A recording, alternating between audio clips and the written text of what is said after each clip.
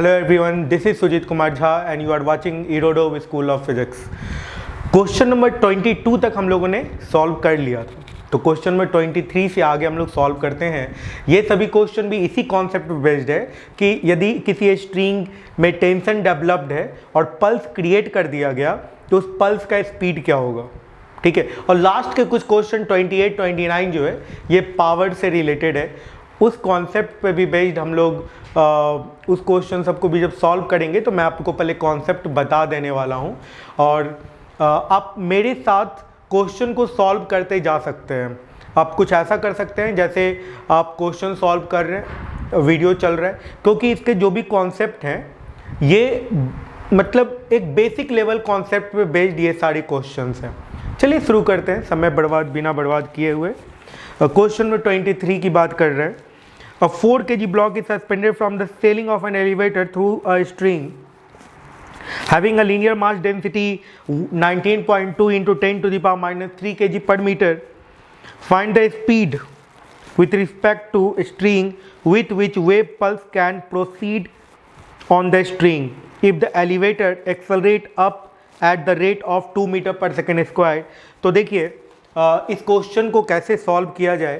पहली बात कि इसमें कहा क्या जा रहा है कि एक एलिवेटर है, सपोज दैट ये एलिवेटर है, इसमें एक ब्लॉक लगा हुआ है, ये ऊपर की तरफ एक्सेलरेट कर रहा है 2 मीटर पर सेकेंड स्क्वायर से, और इस ब्लॉक का जो यदि मास दिया हुआ है ये 4 kg का ब्लॉक है, ये 4 kg का ब्लॉक है। टेंशन टी ऊपर होगा, नीचे 40 न्यूटन लगेगा और ये जो ब्लॉक है ऊपर के डायरेक्शन में एक्सेलरेट कर रहा है। इस कारण से मैं जो इक्वेशन लिख सकता हूँ, आप जो इक्वेशन लिख सकते हैं वो क्या लिख सकते हैं, t - 40 equal to 4 into A. It means tension का वैल्यू हो गया 48 न्यूटन के बराबर। ये हो गया टेंशन इन स्ट्रिंग। अब आप यदि स्पीड ऑफ वेव लिखना चाहते हैं तो वो क्या होता है, root under tension by linear mass density. तो टेंशन के जगह पे 48 लिखेंगे और लीनियर मास डेंसिटी का वैल्यू ये दे रखे हैं 19.2 इंटू 10 टू द पावर -3। तो ये हो गया 19.3 इंटू 10 टू द पावर -3। तो कुछ ऐसे हो गया। अब आप इसको सॉल्व कर सकते हैं, ठीक है। तो आप इसको जब सॉल्व कीजिएगा तो कैसे सॉल्व कर सकते हैं आप, देखिए सबसे पहले मैं इसे लिखता हूँ,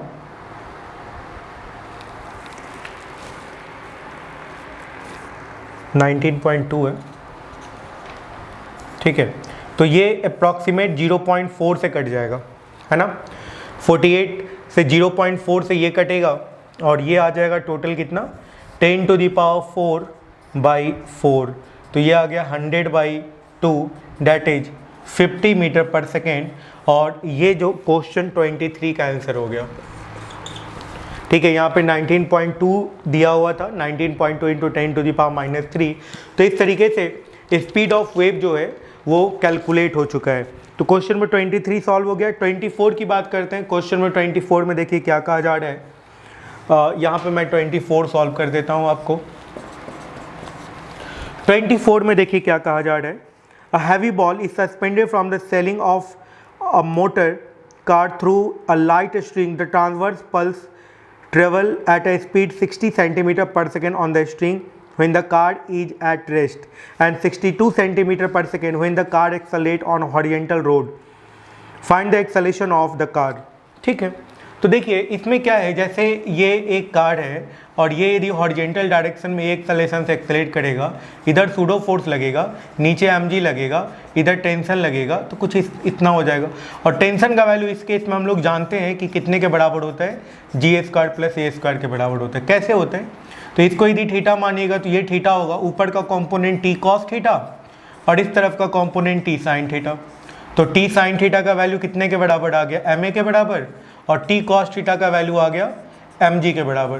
तो जब आप इन दोनों को स्क्वायर करके जोड़िएगा तो sin² थीटा + cos² थीटा 1 हो जाएगा और फाइनली टेंशन का वैल्यू ये आ जाएगा। तो टेंशन इन स्ट्रिंग का पता चल गया है। तो अब आप इसमें स्पीड को रिलेट कर सकते हैं। तो फर्स्ट केस में जो स्पीड था वो कितने के बराबर था, तो v1 की यदि बात की जाए तो v1 का वैल्यू था t मीन्स mg/μ के बराबर और v2 का वैल्यू था √m into g² plus a² 1/2 power में बाई कितने के बराबर था, म्यू के बराबर। यही था ना v1 और v2 का वैल्यू। यदि आप v2/v1 कर दीजिएगा, v2/v1 कीजिएगा तो बहुत आसानी से ये कैलकुलेट हो जाएगा। मैं देखिए यहाँ पे मैं कैलकुलेशन करता हूँ, ठीक है।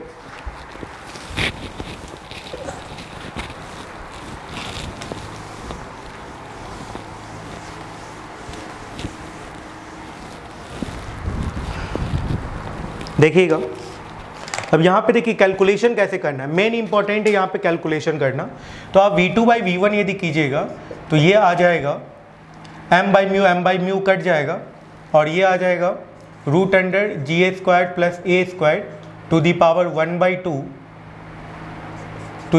1/2 बाई g, ये आ जाएगा, कुछ ऐसा आएगा।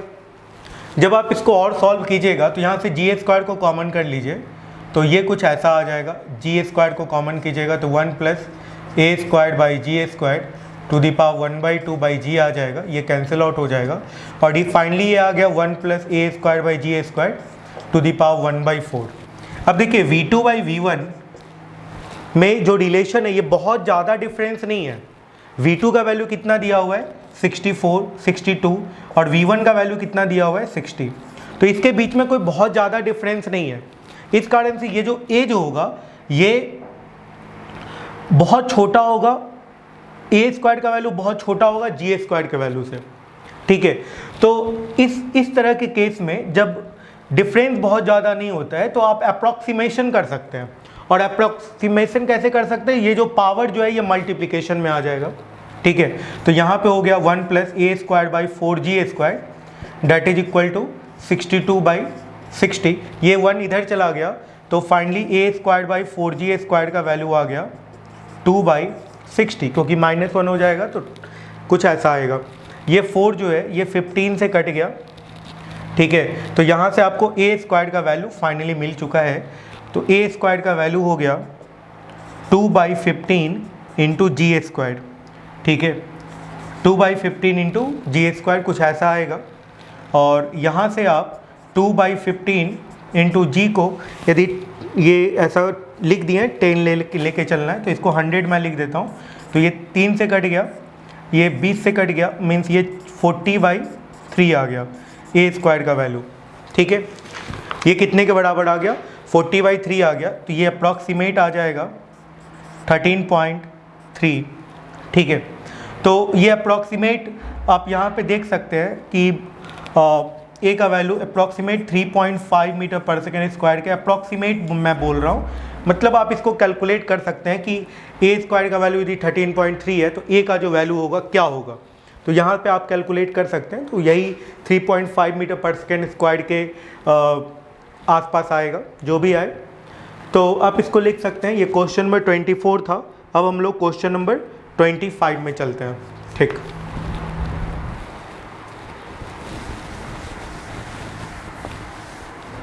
देखिए क्वेश्चन नंबर 25 को कैसे बनाया जाए। A circular loop of string rotates about its axis on a frictionless horizontal plane at a uniform rate so that a small transverse disturbance is produced at a point of the loop. What is the speed will this disturbance travel on the string? ठीक है। तो अब आप ये समझिए कि ये एक मान लेते हैं कि ये स्ट्रिंग है, ठीक है, जिसका कि मास m है। इसका मास कितना है m है, इसका रेडियस r है, ठीक है। और ये ओमेगा एंगुलर वेलोसिटी के साथ घूम रहा है। कितने एंगुलर वेलोसिटी के साथ घूम रहे हैं, ओमेगा। तो इस पर जो हर तरफ से बाहर की तरफ जो सेंट्रीफ्यूगल फोर्स लगेगा, ठीक है, ये नेट फोर्स तो जीरो होगा। ये नेट फोर्स क्या हो जाएगा, इस पे जो बाहर की तरफ सेंट्रीफ्यूगल फोर्स लगेगा उसका वैल्यू जीरो हो जाएगा। लेकिन इसमें एक पॉइंट समझिए, कॉन्सेप्ट समझिए कि इसके बीच में टेंसाइल फोर्स रहेगा। इसके बीच में टेंशन एक रहेगा इस स्ट्रिंग में, ठीक है। और इस टेंशन का वैल्यू निकालने का जो ट्रिक है, जो आसान मेथड है, वो ये है कि इस पे यदि एक पॉइंट ऑब्जेक्ट की तरह मान लीजिए कि यहाँ पे एक पॉइंट ऑब्जेक्ट है, तो उस पर फोर्स कितना लगता है बाहर की तरफ, m ओमेगा² बाहर की तरफ फोर्स लगता है। ठीक है, तो पर यूनिट एंगल जो फोर्स लग रहा होगा this is called tensile force, और ये स्ट्रिंग के लॉन्ग लग रहा होगा। इस तरीके से आप कैलकुलेट कर सकते हैं। ये बहुत ही अच्छा ट्रिक है जिससे आप क्वेश्चन को बहुत जल्दी बहुत इजी वे में सॉल्व कर सकते हैं। ठीक है, वैसे सर्कुलर मोशन में ये बताया जाता है कि जैसे कोई चेन है या कोई रिंग है जो सर्कुलर पाथ पे घूम रहा है, तो उसके अंदर कितना टेंसाइल फोर्स हो जाता है, डेवलप्ड हो जाता है, तो फाइनली यही आता है। ठीक है, तो इस कॉन्सेप्ट का मैं यूज करने वाला हूँ, और इस ट्रिक को आप इस तरीके से समझ सकते हैं कि इस पे जो सेंट्रीफ्यूगल फोर्स लगता है, यदि एक पॉइंट ऑब्जेक्ट आप मानते तो कितना लगता, एम ओमेगा स्क्वायर आर लगता। तो पर यूनिट एंगल, ये एक पॉइंट तो है नहीं, पूरे पे बिखरा हुआ है, तो पर यूनिट एंगल जो इस पे फोर्स लगेगा वो M omega square R by 2 pi हो जाएगा, that is called tensile force. ठीक है, तो यदि आप ये समझ पा रहे हैं तो अब इस क्वेश्चन को हम लोग बना पाएंगे, क्योंकि टेंशन का वैल्यू मिल चुका है और स्पीड का वैल्यू क्या होता है, टी बाई म्यू के बराबर होता है। ठीक है, तो आप टी बाई म्यू के जगह पे यहाँ पे पुट कर दें M omega square R by 2 pi, और म्यू को हम लोग क्या लिख सकते हैं, M by 2 pi R. Mu को क्या लिख सकते हैं, इसका मास एम है, रेडियस आर है, तो म्यू को क्या लिख सकते हैं, एम बाई 2 पाई आर। तो यदि हम ऐसा लिख देते हैं, एम बाई 2 पाई आर लिख देते हैं, यहाँ से 2 पाई से 2 पाई कट गया, एम से एम कट गया, ये आ गया ओमेगा स्क्वायर आर स्क्वायर का रूट। ओमेगा आर को वी लिखते हैं, इसका टेंजेंशियल वेलोसिटी जो है वो वी है, जिसका वैल्यू ओमेगा आर के बराबर होगा, तो ये वी के बराबर हो गया। मतलब वेव स्पीड यहाँ पे क्या आ गया, wave speed equal to tangential speed of loop. Finally ये आ चुका है रिजल्ट। चलिए फिर नेक्स्ट कॉन्सेप्ट पे चलते हैं, नेक्स्ट पॉइंट पे चलते हैं, और जो नेक्स्ट क्वेश्चन है हम लोगों का क्वेश्चन नंबर 26 है।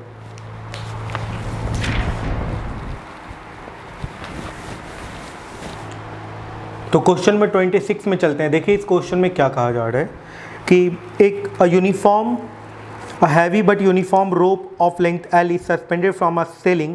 Write the velocity of transverse wave traveling on the string as a function of distance from the lower end.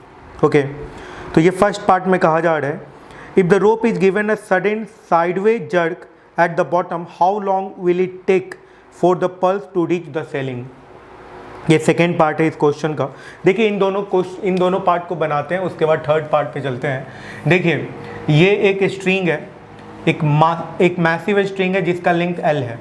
ठीक है, अब इसमें x डिस्टेंस पे ऊपर मान लेते हैं, x डिस्टेंस ऊपर वेव का स्पीड कितने के बराबर होगा। तो यहाँ पे टेंशन का वैल्यू निकाल लेते हैं पहले, और म्यू का वैल्यू तो आपको पता ही है कि म्यू का जो वैल्यू है वो m बाई एल के बराबर होगा। यदि मास m है और लेंथ इस स्ट्रिंग का l है तो म्यू का वैल्यू हो जाएगा m बाई एल। ठीक है, तो x डिस्टेंस ऊपर जो टेंशन होगा तो v का वैल्यू हम लोग वही t बाई म्यू कर देंगे। तो t का वैल्यू कितना होगा, इस t टेंशन के कारण इतना पार्ट ऑफ स्ट्रिंग जो है वो हैंग कर रहा है, इतना पार्ट ऑफ स्ट्रिंग। तो यहाँ से यहाँ तक के लेंथ का मास है m, यूनिट लेंथ का मास है m बाई एल। तो x लेंथ का मास कितने के बराबर होगा, तो यदि इसका मास आप यहाँ से इस पार्ट का मास यदि आप m डैश मानिए तो that is equal to mu into X के बराबर होगा। ठीक है, तो यहाँ पर जो टेंशन होगा वो m डैश जी के बराबर होगा, मीन्स म्यू एक्स जी के बराबर हो जाएगा। ये टेंशन का वैल्यू हो गया। ठीक है, तो यहाँ से लोअर एंड से x डिस्टेंस ऊपर जो टेंशन का वैल्यू आपको मिला वो कितने के बराबर मिल गया है, म्यू एक्स जी के बराबर मिल चुका है। तो यहाँ पे v का वैल्यू बहुत आसानी से आप म्यू एक्स जी बाई, जब आप म्यू कीजिएगा तो v का वैल्यू रूट अंडर एक्स जी के बराबर आ जाएगा। ये वेलोसिटी है। ठीक है, ये v है, ये v का वैल्यू है। ओके, तो आप देख सकते हैं यदि x बढ़ेगा तो वेलोसिटी बढ़ेगा, x जैसे जैसे बढ़ता जाएगा वेलोसिटी बढ़ता जाएगा। इसका मतलब है ये पल्स यदि नीचे जनरेट हो गया तो ऊपर के डायरेक्शन में इसका एक्सेलेरेशन होगा, और एक्सेलेरेशन का वैल्यू निकाल लेते हैं कितना होगा, तो dv बाई dt कर देते हैं एक्सेलेरेशन निकालने के लिए। तो रूट अंडर जी तो कांस्टेंट है ना, रूट अंडर x का डिफरेंशिएशन होगा तो 1 by 2 root X into D X by D T, ये हो जाएगा रूट x का डिफरेंशिएशन।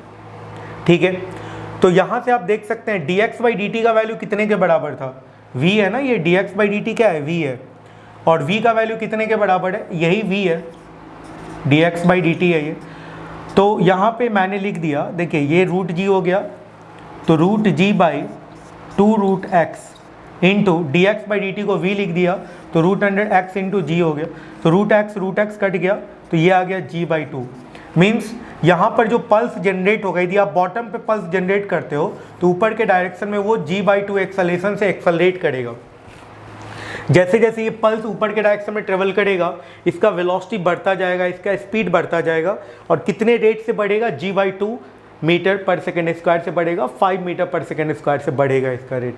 ठीक है, तो अब आप ये भी निकाल सकते हैं कि यदि आपने पल्स यहाँ पर जनरेट कर दिया, ठीक है, तो इसको यहाँ से यहाँ तक एंड तक जाने में इसको कितना टाइम लगेगा, तो L equal to half ATA square, क्योंकि यहाँ पर वेलोसिटी का वैल्यू कितने के बराबर है, 0 के बराबर।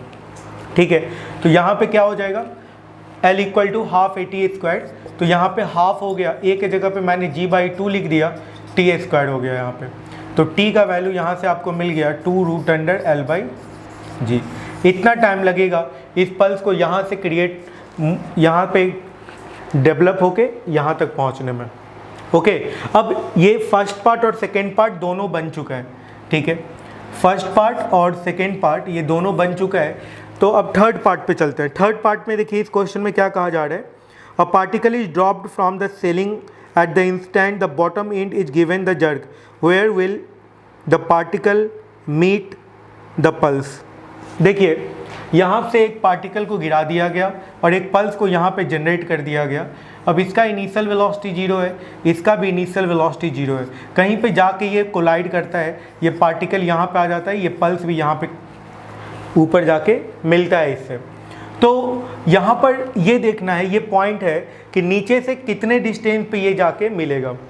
ठीक है, तो आप देखिए ये g एक्सेलरेशन से नीचे गिर रहा है, ये g बाई 2 एक्सेलरेशन से ऊपर जा रहा है, मतलब इसका जो रिलेटिव एक्सेलरेशन हो गया, पल्स के ऊपर जाने का रेट g बाई 2 मीटर पर सेकेंड स्क्वायर, इसके नीचे आने का मतलब इसके बीच का जो सेपरेशन है g प्लस जी बाई 2 से डिक्रीज कर रहा है। मतलब यहाँ पर जो रिलेटिव एक्सेलरेशन की बात हो गई वो g प्लस जी बाई 2 हो गई, 3g बाई 2 एक्सेलरेशन हो गया, और इससे कितना डिस्टेंस तय करना है, L इक्वल टू क्या हो गया, half delta A into T A square, क्योंकि रिलेटिव वेलोसिटी कितने के बराबर था, 0 के बराबर, तो half 3g by 2 half 3g by 2 into T A square, ये आ गया। तो यहाँ से आपको टाइम का वैल्यू मिल जाएगा, और टाइम का वैल्यू यदि मिल जाएगा तो इतने देर में ये पल्स कितना ऊपर चलेगा ये पता चल जाएगा, और यहाँ से आप बहुत आसानी से कैलकुलेट कर लीजिएगा। तो आप सबसे पहले कैलकुलेट कर लीजिए कि ये टाइम का वैल्यू कितने के बराबर आएगा। ओके, तो यहाँ पे मैं कैलकुलेट कर लेता हूँ, तो t का वैल्यू आ गया root under 4L by 3g। Okay, और ये कितने एक्सेलरेशन से ऊपर चल रहा है, ये जो पल्स जनरेट हुआ है ये ऊपर के डायरेक्शन में एक्सेलरेट कर रहा है g बाई 2 मीटर पर सेकेंड स्क्वायर से। तो ये कितना ऊपर जाके यहाँ पे मिलेगा, तो ये t इक्वल टू 0 पे किसी t टाइम पे मिलेगा, वो t टाइम का वैल्यू यहाँ पे है, तो आप निकाल सकते हैं x के टर्म में, x इक्वल टू जो हो जाएगा हाफ a कितना है इसका g बाई 2 है ऊपर जाने का रेट, और कितनी देर में वो मिल रहा है, इतने देर में मिल रहा है। ठीक है, तो टाइम का पता है कितने देर में मिल रहा है, तो यहाँ पे पुट कर देंगे, तो ये पल्स कितना ऊपर जाएगा पता चल जाएगा, और जहाँ जितना ऊपर ये पल्स जाएगा और ये उतना ही नीचे आएगा, और दोनों इसी पोजीशन में मिल रहा है, तो यहाँ पे आपको पता चल जाएगा कहाँ पे ये मिलेगा। तो half a into T A square इस समय मिल रहा है 4L बाई 3g, तो ये कट गया, ये कट गया, g से g कट गया, फाइनली L बाई 3 आया। ठीक है, मतलब जो पल्स जनरेट होगा वो यहाँ पे L बाई 3 लेंथ ऊपर जो है मिल जाएगा, ये पल्स इस पार्टिकल से मिलेगा। ठीक है, तो इस तरीके से ये क्वेश्चन बन गया। क्वेश्चन था ये क्वेश्चन नंबर 26। चलते हैं अब क्वेश्चन नंबर 27 पे और सॉल्व करते हैं, देखिएगा।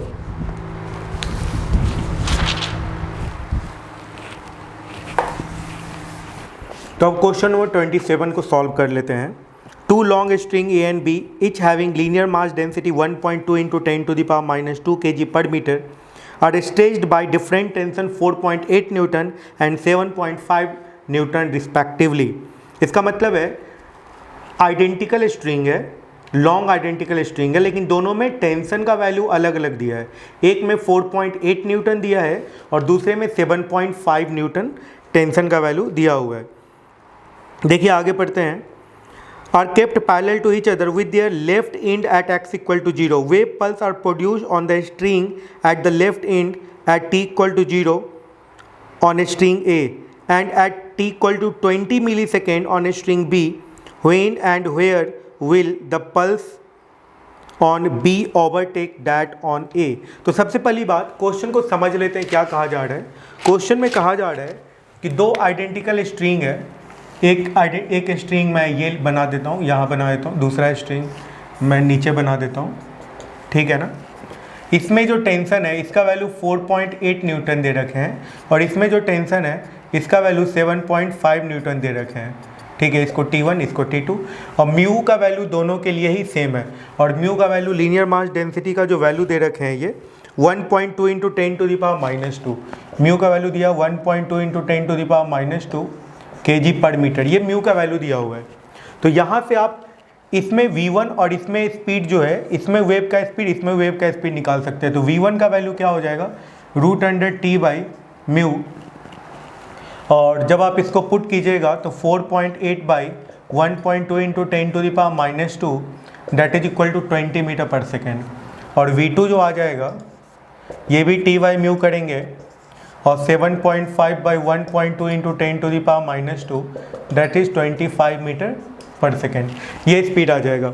मतलब नीचे वाले का स्पीड ज़्यादा होगा। इसके बाद कहा जा रहा है कि 20 मिली सेकेंड के बाद, मतलब इसमें पल्स t इक्वल टू 0 पे जनरेट किया जाता है और इस पे t equal to 20 millisecond पे जनरेट किया जाता है। तो ये जो पल्स है, इसमें जो पल्स जनरेट किया जाएगा ये कुछ डिस्टेंस तय कर जाएगा। ये t equal to 20 millisecond पे यहाँ पर चला जाएगा, उस समय इसमें पल्स जनरेट किया जाएगा, ठीक है ना। अब ये तो 5 मीटर ज़्यादा स्पीड से चल रहा है, ये 20 से चल रहा है, इसमें वेव पल्स का स्पीड 25 मीटर पर सेकेंड है, तो ये ज़्यादा स्पीड से चल रहा है, ठीक है ना। तो क्या होगा कि ये इसको ओवरटेक करेगा। तो कब ओवरटेक करेगा ये कैलकुलेट करना है। तो हम इनिशियल सेपरेशन निकाल लेते हैं, रिलेटिव डिस्टेंस निकाल लेते हैं। तो 20 मिली सेकेंड में ये पल्स कितना आगे चला गया होगा, तो 20 मीटर पर सेकेंड से 20 मिली सेकेंड तक चलेगा, तो जो डिस्टेंस बनेगा वो कितने के बराबर हो जाएगा 20 into 10⁻³ that is equal to 0.4 metre. ये डिस्टेंस हो गया, ये रिलेटिव डिस्टेंस है। अब रिलेटिव वेलोसिटी कितना है, ये 20 से है, ये 25 से है, मतलब 5 मीटर पर सेकेंड का रिलेटिव वेलोसिटी है। तो कितना टाइम में ये ओवरटेक करेगा, ये तो यहीं से रिलेटिव वेलोसिटी के ही कॉन्सेप्ट से निकल जाएगा, delta v by delta d by delta v, ठीक है। ये रिलेटिव वेलोसिटी है, रिलेटिव डिस्टेंस, तो ये हो गया 0.4, ये हो गया यहाँ पे 5, तो यहाँ से आ गया ये 0.08 मीन्स 80 मिली सेकेंड। 80 मिली सेकेंड में ये एक दूसरे को, ये नीचे वाला जो है इसको ओवरटेक कर लेगा, ठीक है। 80 मिली सेकेंड मतलब ये पल्स जनरेट हुआ उसके बाद 80 मिली सेकेंड, मतलब ये जब पल्स इसको ओवरटेक करता है उस समय टाइम का वैल्यू आप देखिएगा तो 80 मिली सेकेंड प्लस 20 तो पहले से हो ही रखा था, ये तो 20 पर था, तो ये हो गया 100 मिली सेकेंड। तो 100 मिली सेकेंड पे ये क्या किया, ओवरटेक कर लिया, ठीक है। 20 मिली सेकेंड पे यहाँ पर था और यहाँ से 80 मिली सेकेंड मतलब 100 मिली सेकेंड पे यहाँ पर था, ओवरटेक कर चुका है अब, ठीक है। अब ये कितना डिस्टेंस तय कर गया तो इससे निकाल लीजिए, क्योंकि ये कितना टोटल चला है, ये 100 मिली सेकेंड टोटल चला है, स्पीड है 20 मीटर पर सेकेंड। तो जो डिस्टेंस इसमें पल्स जनरेट किया होगा यहाँ से यहाँ तक का जो डिस्टेंस होगा इसका वैल्यू कितने के बराबर होगा 20 इंटू 100, ठीक है, into 10⁻³ that is equal to 2 metre. तो x इक्वल टू 2 मीटर पे ओवरटेक करेगा। और इस तरीके से आपने क्वेश्चन नंबर 27 को देख लिया है कि कैसे सॉल्व होगा। तो ये क्वेश्चन नंबर 27 था। क्वेश्चन नंबर 27 के बाद हम लोग चलते हैं आगे क्वेश्चन नंबर 28 पे और सॉल्व करते हैं क्वेश्चन नंबर 28 को। देखिएगा, तो क्वेश्चन नंबर 28 को देखते हैं। A transverse wave of amplitude 0.5 millimetre and frequency 100 hertz, ठीक है। एक ट्रांसवर्स वेव है जिसका एम्पलीट्यूड कितना दिया है 0.5 इंटू 10⁻³ मीटर, ये एम्पलीट्यूड दिया है, और फ्रीक्वेंसी का वैल्यू दिया हुआ है 100 हर्ट्ज, ये दिया हुआ है। इसके बाद कहा जा रहा है produce on a wire stretched to a tension of 100 newton. Tension का वैल्यू है 100 न्यूटन, जो स्ट्रिंग में टेंशन डेवलप हो रहा है जिसका वैल्यू दिया हुआ है। If the wave speed is 100 meter पर second, what average power is the source transmitting to the wire. ठीक है, और स्पीड ऑफ वेव का वैल्यू दिया हुआ है 100 मीटर पर सेकेंड। ओके, तो पावर का फॉर्मूला क्या होता है? पावर इक्वल टू होता है 2 pi square F square A square mu into C. C को वी भी लिखते हैं, वी। ठीक है, ये वी क्या है? ये स्पीड है, स्पीड ऑफ वेव है।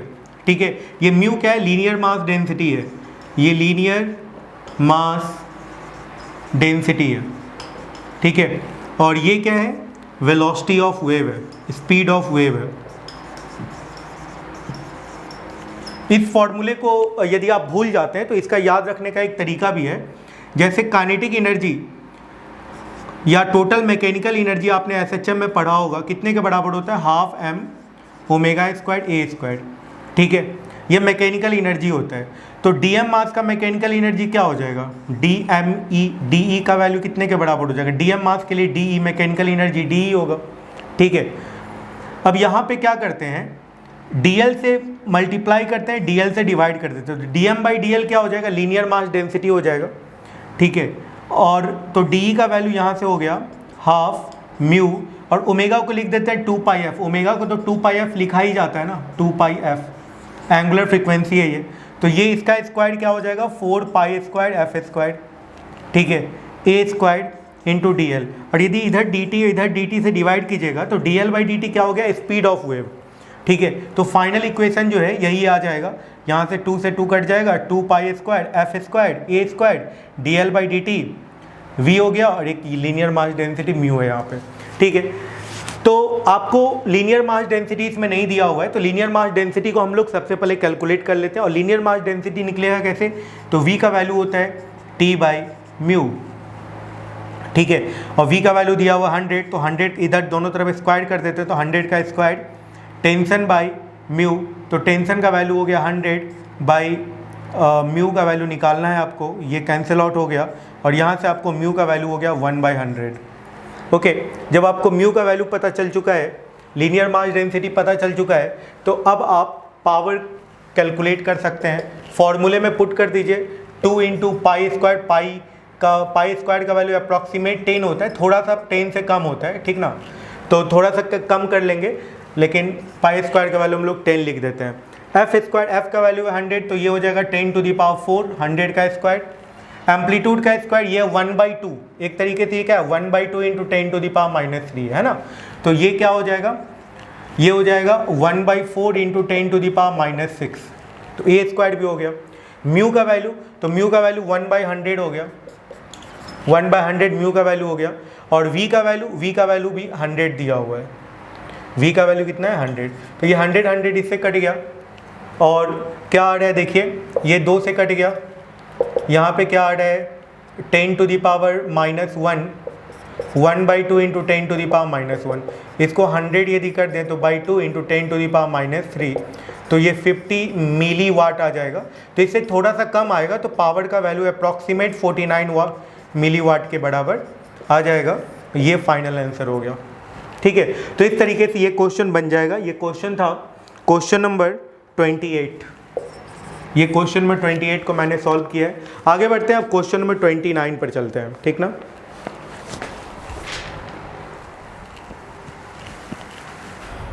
तो क्वेश्चन नंबर 29 हम लोग देख लेते हैं, क्वेश्चन नंबर 29 को कैसे सॉल्व किया जाए। देखिए इस क्वेश्चन में क्या कहा जा रहा है। A 200 hertz wave with amplitude 1 millimetre travel on a long string of linear mass density 6 gram पर metre kept under tension of 60 newton. तो फ्रीक्वेंसी का वैल्यू कितना दिया है? 20 हर्ट्ज। ठीक है, इसके बाद क्या दिए हुए हैं? एम्पलीट्यूड दे रखे हैं 1 millimetre, that is equal to 10⁻³ metre, तो एम्पलीट्यूड दे रखे हैं। फिर क्या दे रखे हैं? लीनियर मास डेंसिटी दे रखे हैं 6 ग्राम पर मीटर, 6 ग्राम पर मीटर, तो 6 इंटू 10⁻³ kg पर मीटर, ये हो गया।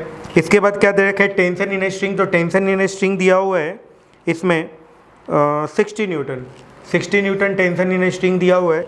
मैं क्वेश्चन नंबर आपको 29 बता रहा हूँ। तो देखिए सारा कुछ दिया हुआ है। अब इसमें बोला जा रहा है कि find the average power transmitted across the given point. तो पावर का वैल्यू कितने के बराबर होता है, पावर एवरेज पावर का वैल्यू होता है 2 pi square mu F square A square into V. ठीक है, तो यहाँ पे स्पीड ऑफ वेव नहीं पता, तो स्पीड ऑफ वेव सबसे पहले निकाल लेंगे √100t/μ से। तो ये t का वैल्यू कितने के बराबर दिया है 60, और म्यू का वैल्यू कितने के बराबर दिया है 6 × 10⁻³ तो ये आ गया 100 मीटर पर सेकेंड, ये स्पीड ऑफ वेव हो गया। ठीक है, अब यहाँ पे पुट करेंगे पाई स्क्वायर का वैल्यू 10, म्यू का वैल्यू 6 × 10⁻³ एफ स्क्वायर का वैल्यू हो गया 4 × 10⁴, 200 का स्क्वायर है ना एफ स्क्वायर, 4 × 10⁴, ए स्क्वायर का वैल्यू कितने के बराबर 10⁻⁻6 और इंटू वी का वैल्यू कितने के बराबर 100। तो 10⁻⁻6 10⁴ ये तो कैंसिल आउट हो गया। सीधा यहाँ से देखिए कितना आ रहा है 48 आ गया, यहाँ से 48 × 10⁻⁻2 दैट इज इक्वल टू 0.48 वाट आ गया। ठीक है, पाई स्क्वायर का वैल्यू 10 से थोड़ा सा कम होगा, इस कारण से आप इसको लिख सकते हैं 0.47 वाट के करीब आएगा ये फाइनल आंसर। ठीक है, तो ये ए पार्ट का आंसर हो गया। अब देखिए बी पार्ट में क्या कहा जा रहा है। बी पार्ट में कहा जा रहा है कि at what average rate find the total energy associated with the wave in 2 metre long portion of the string. 2 metre long portion of string में कितना एनर्जी एसोसिएट होगा ये पूछा जा रहा है। 100 मीटर पर सेकेंड से वेव चल रहा है, तो 2 मीटर चलने में कितना एनर्जी लगेगा, और 2 मीटर जितना टाइम लगेगा 2 मीटर चलने में, उतने देर में जो पावर जनरेट हुआ होगा वही एनर्जी होगा वेव में। तो कितने देर में 2 मीटर चलेगा, तो velocity into time equal to distance हो गया। टाइम का वैल्यू कितने के बराबर हो गया 2/100। तो इतने देर में आपको निकालना है। तो पावर का वैल्यू ऑलरेडी पता है आपको 0.47, तो आप यहाँ से कैलकुलेट कर सकते हैं। तो जो पावर हो गया, पावर दिया हुआ है, तो एनर्जी जो एसोसिएट होगा ये हो जाएगा पावर इंटू टाइम, क्योंकि ये एवरेज पावर है, लिख सकते हैं power into time equal to energy. तो पावर का वैल्यू हो गया 0.47 और ये हो गया 2/100, इतना हो गया जूल। ठीक है, अब इसको यदि मिली जूल में आप कन्वर्ट करोगे तो 1000 से मल्टीप्लाई कर सकते हो, तो ये आ जाएगा अप्रॉक्सीमेट 9.4 मिली जूल। ये फाइनल आंसर है। इस तरीके से ये क्वेश्चन का बी पार्ट भी बन गया है 29 नंबर क्वेश्चन का। क्वेश्चन नंबर 29 के बाद अब हम लोग चलते हैं क्वेश्चन नंबर 30 में।